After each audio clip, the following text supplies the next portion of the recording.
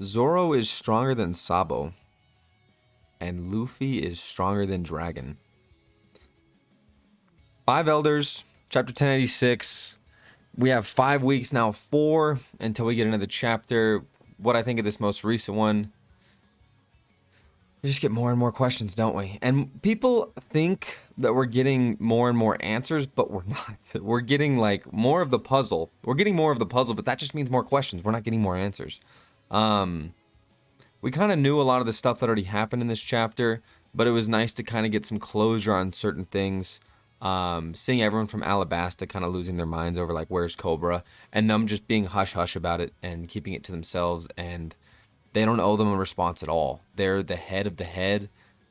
Nobody really knows except Wapple and Vivi, who we see kind of escaping, and we see why they were picked up by Big News Morgan, who is the total MVP. The man, the myth, the legend. I'm finishing up Whole Cake right now, so hopefully I'll get a review of that out in the next 4 weeks. I'm also going to be doing a Zelda review in a 3-part video for Tears of the Kingdom. Kind of offbeat with normally what I do, but it was such a good game that I really want to talk about it, plus Zelda in general. But to this chapter, big news, as Big News Morgans would say. Sabo is like dying, and I find that to be interesting because, I mean, we have to assume that Sabo is an expert in many hockey disciplines, having been trained by Hawk himself, the fishman, on that since he was a child, and just seeing his proficiency in that on not only Dressrosa, but every single time that we've seen him, he seems to be superhuman, and I believe that's because of his hockey nature. But this attack got to him, and it was only one attack, and I even had to go back and look at it again. He got like sliced like up through here with the shadow ability or whatever exactly that was. I'm not sure, but the long lasting effects I think might be a thing. I'm not entirely sure how we're gonna measure that at this moment, but all we know is that he was struggling to survive. He has a little moment when he's being a stowaway on a ship that I must survive for Cobra. I must pass this message along. But he looks like he's struggling. He looks like he's bleeding out. He looks like he's struggling to hang on. And I'm just curious as to why. I'm trying to think. There was somebody's anime power. I think it's from actually Rave Master. It's the Demon King. It's kind of random. But when he would hit people and strike people, whenever it would become nighttime, that power would hurt them more. So any damage that you would take from this particular blade of this particular person, as nighttime continued on, or as it got deeper into the night, the wounds would become deeper. And I could see that maybe being a thing here, just because all we know is that they're shadowy figures at the moment. But I'm curious. I'm curious as to why this is taking such an effect on Sabo, when not only do people not really die in One Piece, but people off a single hit don't even really take damage. So I'm just like, what exactly is going on here? Everyone kind of leaves, and we see the 5 elders just back to business again. Doesn't matter, not breaking a sweat. So how often they do things like this, I'm not even sure. But they talk about how Sabo is the one who's most, and this was probably the most interesting line in the entire fucking chapter. No one has had a life more affected by the D. Now, what does that mean? We're kind of getting closer to what the D means, but affected by the D, as in that they have the drive or the effect on others to bring them under their wing and put them in the direction that is the Dawn, or whatever the D is. And he's right. You have Monkey D. Dragon, Monkey D. Luffy, and Ace, who also has a D in his name. And it's like, well, what all has this meant to Sabo's life? And I'm interested to see what that looks like. I think Sabo's whole story will be great once they finish it up. But there's just so much left here. And I think he said 3 years about a year ago or something like that. So good luck finishing it in the next 2. Especially with your eye surgery, which I hope Oda heals fast because I need more chapters. Then they talk about Vegapunk's creation, the mother frame. I don't know if that's a translation issue. That sounds kind of weird. The thing that took out Lelouch, they were debating using it on Egghead, which I find crazy. And I guess they still possibly could. The problem is that Jay Garcia is out there now. I feel like they have too much valuable stuff there. But Jay might just be there to go in, scoop out everything that they need, show them their true power, show them their true force, and destroy Egghead. And it's just a matter of who's able to escape in time. And it would be pretty poetic if we saw Vegapunk die to his own creation, because I think a lot of us don't believe that Vegapunk's going to make it off that island. And I kind of don't either. I feel like his brain's too much of a powerful force for them to allow him to live. So I think him dying to his own creation would be pretty neat. Whether that is, I forget it. It's been so long. Whether that is, the one who poops and shits. I forget the name. Lilith is the other girl, and this one's, whoever it is, the one that has him at gunpoint right now, the one that just killed the best Vegapunk that there is, has the actual main body on lockdown underground. But we haven't seen them in so long. Just weird. It's just so weird. Lelouch, and they're like, well, why are we choosing Lelouch? And Emu, without skipping a beat, is like, it's close. It's right there. Like, we can just test it out right now. I don't have to move this thing too much. And they're like, holy shit. And they don't even bat an eye, because I think they understand that they're kind of in line with Emu, that regardless of what he decides, they have to act it out. And then we get all their introductions. Fuck all the names. They're a bunch of saints. We know that.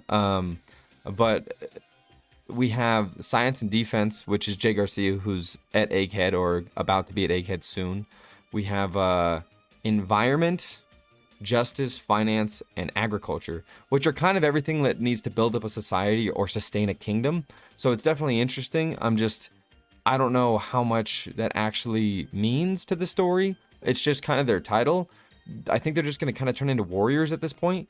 I don't think we're going to see any fight. I don't think anyone's doing any debits and credits. I don't think we're balancing out a ledger. I don't think the guy who looks like Sanji's going to be milking any cows for the agriculture. I don't think that's what's going to happen. But it's just their titles, and I think that that's everything, the pillars you need in order to build a society, which I do enjoy, which I think is what is perfect to surround a king once you build up a kingdom. And the last thing that we see Imu say, and probably say for some time, is that he desires Vivi. And we don't know, they don't know where Vivi is right now. I mean, it's only a matter of time. They have more information brought to them than anyone else, so I don't think that it's going to be too much longer until that goes through the pipeline. Akainu showing that the Navy's stretched thin. I need to see Akainu in action, bruh. The power scaling is getting strange. I don't even know what to think about it. I don't even know where it's at anymore. We see young Doflamingo. We see young Crocodile. We see young Moria, as well as Seraphim, which we all theorized was going to be a thing, and of course it is. But they're going out. It looks like they're targeting the actual Crocodile, which I just want to see them smack up these Seraphim, just to get their power scaling aligned with where it should be, as basically a new Emperor of the Sea, or new, like, somebody who has that power and ability to take these things out, and that the government truly needs to take seriously. Sabo just explains what's going on, them taking the king prisoner and the Lucia, how he was able to communicate through the snail on the ship to Lelouch, to the Kamabaka Kingdom, which it's only a matter of time until the Kamabaka Kingdom is gonna get destroyed, I feel. I'm still amazed they're able to hang out on this island as long as they are, calling the shots from there, but it's interesting. Talks about a great shadow, and they're really trying to, like, figure out what's going on. Now, one of the things that I find the most interesting here is that Dragon is like, Robin told us the ancient weapons are real. I'm like, you didn't already know that? How did you not already know that? And then I'm just thinking, I'm like, the resistance might not actually know, or the revolutionaries might not actually know as much as we thought, or as much as we think. He could have seen something. Him being an ex-Marine, I really like that theory. He could know something about God Valley. He could know some truly crucial information, which makes him the most wanted man. He could have also escaped, definitely not Emu, because this is news to him as well, with somebody sitting on that throne. But there's something that he knows, but he doesn't know everything, clearly. I mean, he doesn't even kind of know everything. So all this information being brought to them, they're starting to reformulate a plan, and they're seeing. I don't think it really means anything. Everlasting life, somebody who can live on without dying, which is Emu, which we do assume, and we do assume that he's able to give the 5 elders that ability as well. Saint Emu of the Nerona dynasty. I don't believe that means anything to us at this moment, but it is interesting that was one of the monarchs 800 years ago. So I'm not entirely sure there, but it is a saint. We've been introduced to now 6 saints, and then it ends the chapter with yet another saint, which I don't know why. I mean, I do know why, but I don't know why. But people are a little goofy with this one. I forget his name, but the one who's been our friend, the one who truly changed on Fishman Island, the one who just protected, so many names, who just protected Neptune. We'll call her Neptune, princess of Fishman Island. He was executed. They just straight up killed him, which I love. I mean, they're just like, you're dead. And the person who passed this judgment was none other than the man who used to be the former ruler or king, depends on the translation, but the king of God Valley and the supreme commander of the Holy Knights. Which, I mean, we got to put his strength like super up there. Like who wins in a fight, him or Akainu? I have no idea. I would hope Akainu, but I don't think so. I don't think so. His name is Saint Figarland Garland. And everyone theorizes that this man is Shanks' father. Why do they think this? Literally just because he's from God Valley. That's it. Because he was a king? Sure. But there's nothing really there. And the worst part is that I kind of agree. I'm like, he could be Shanks' dad. They could just be like, hey, this is Shanks' dad. But I'm like, there's nothing else there. There's literally nothing else there. Oh, it's Don Quixote Miasgard, who was executed for protecting the fishmen, but he loved the fishmen. Queen Otahime changed that for him forever. Great character, and it's amazing the foreshadowing and different things that we see here.